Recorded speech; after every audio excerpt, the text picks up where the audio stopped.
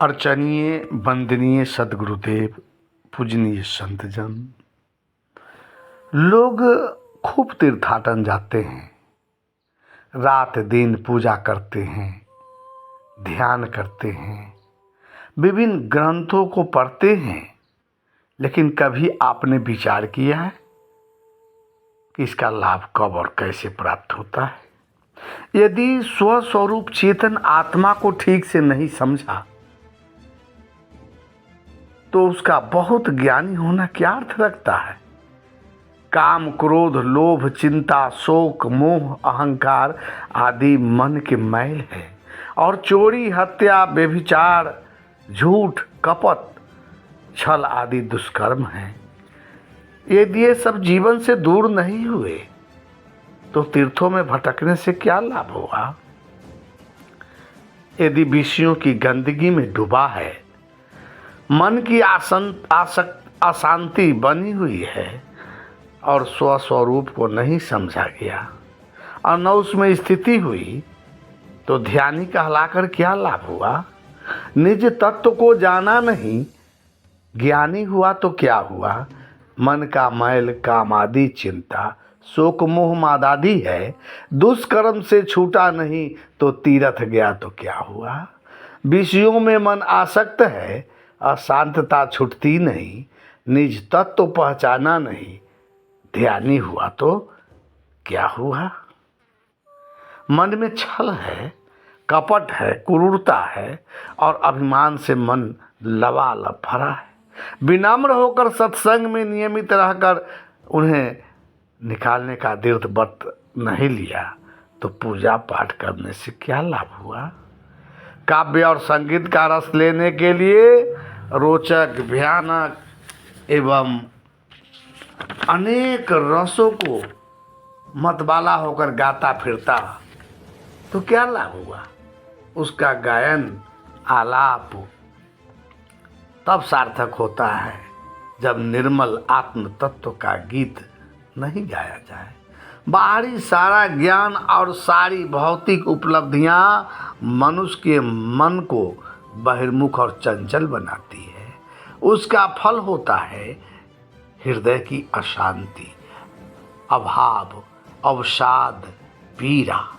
स्वस्वरूप का ज्ञान मन की निर्मलता, अंतर्मुखता और स्वरूप स्थिति से जीवन का सारा दुख दूर होकर अविचल शांति की प्राप्ति होती है।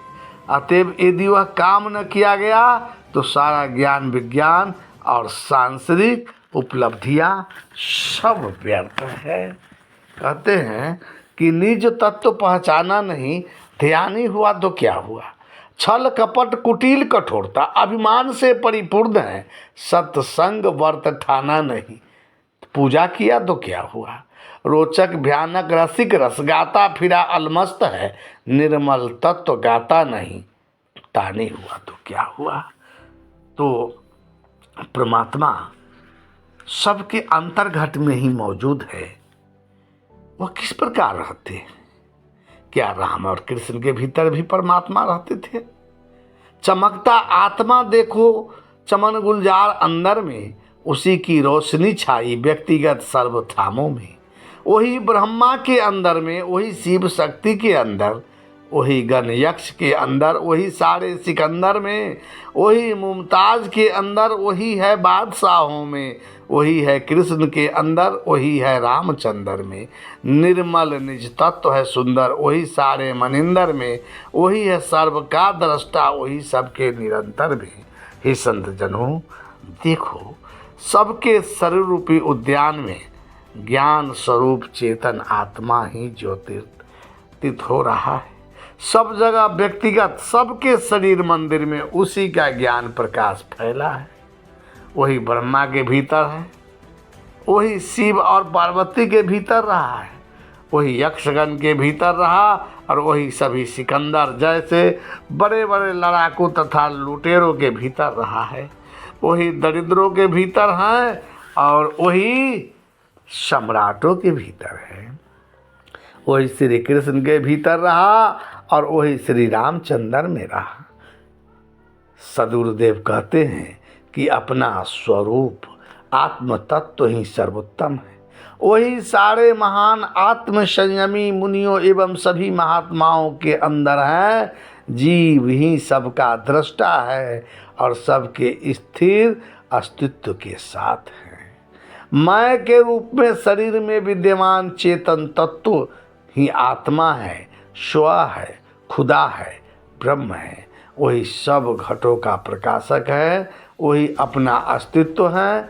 बाहर से लौटकर उसी में लीन रहना जीवन का फल है। साहब बंदगी, साहब बंदगी, साहब बंदगी।